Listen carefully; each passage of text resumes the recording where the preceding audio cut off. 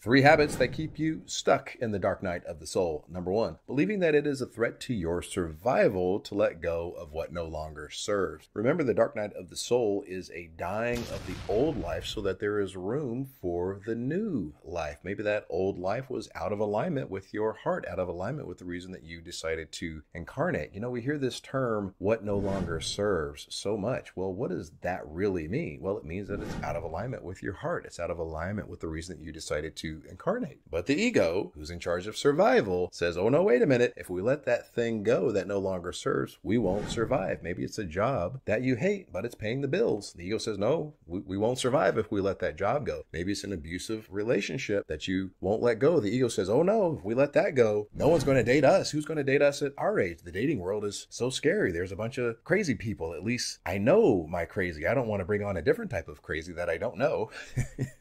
Well, that is your story, that the dating world is tough and everyone is crazy. Change your story, Light Fam, and the universe will mirror back to you a different story. But as soon as you let go of what no longer serves, the dark night of the soul will let go of you. And the second habit that keeps you stuck in the dark night of the soul is waiting on your external environment to change without first changing your internal environment. The universe is your mirror. What's going on in here is being reflected back to you. So let me ask you, what is your identity? What is your self-perceived identity? Do you identify as absolute love itself, absolute health itself, absolute intelligence, absolute abundance? That's what you are. That's your spiritual DNA as source or God having a physical experience. What is your story? Is your story this is a friendly universe? Is your story the universe is always conspiring for the highest good of everyone involved? Or is your story, oh, the world's going to heck in a handbasket, everyone else is wicked, or I'll only be happy once the rapture comes, or I'll only be happy once Jesus comes back, or I'll only be happy on the 5D Earth timeline split? You know, stop falling for these false light channels that take this apocalyptic view where your happiness is only going to occur once some big event happens. No, you are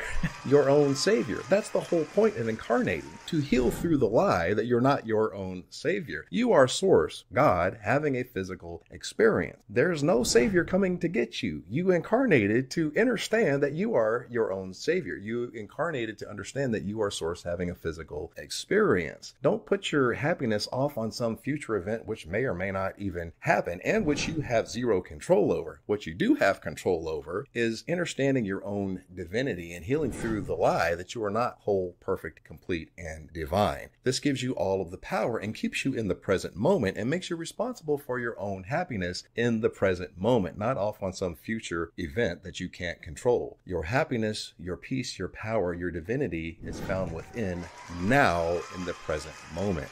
If you know someone that is placing their happiness off for some future event to happen, please share this video with them to snap them out of it.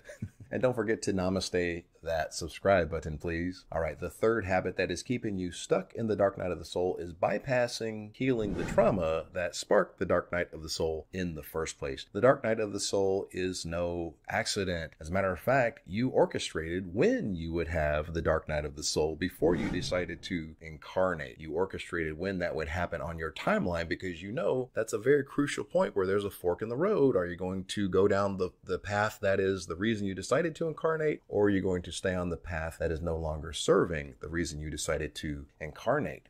So that dark night of the soul has shown up so that you will heal the trauma that is keeping you from living your life purpose. Maybe that unhealed trauma says you're not worthy of living your life purpose. You're not worthy of any good thing. You're not worthy of love. Or maybe that dark night of the soul was sparked by a twin flame coming in and then leaving. Ever notice how the twin flame has this ability to just shine the light on that abandonment trauma and put that on center stage with all the spotlights on it? Or shine a light on that anxious attachment style trauma or that self-worth trauma. Yeah, there's a reason for that. That's the trauma that is keeping you from living your life purpose. This means that the healing of that trauma is bigger than the relationship of the twin flame. But you won't see that because you keep watching these dumb twin flame tarot videos, which keeps you obsessed over the twin instead of healing the trauma that is keeping you from living your life purpose. You healing the trauma and living your life purpose is bigger than the relationship.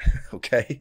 As long as you're bypassing the reason that you're in the dark night of the soul, you're not going to get out of the dark night of the soul. Bring that focus back in. Do that shadow work. As long as you are focused on someone else and not focused on the trauma that attracted them in, you're not going to heal the trauma that is keeping you from living your life purpose. So go within, do that shadow work, go back in those childhood events, heal the trauma, and then you will get on the path that your heart is pointed towards. The compass of your heart is always pointed toward the direction of the reason you decided to incarnate, but that compass may be suppressed by a whole bunch of fear. Fear is in alignment with unhealed trauma. Heal that trauma and you'll get into the reason that you decided to incarnate, and then you'll get out of the dark night of the soul.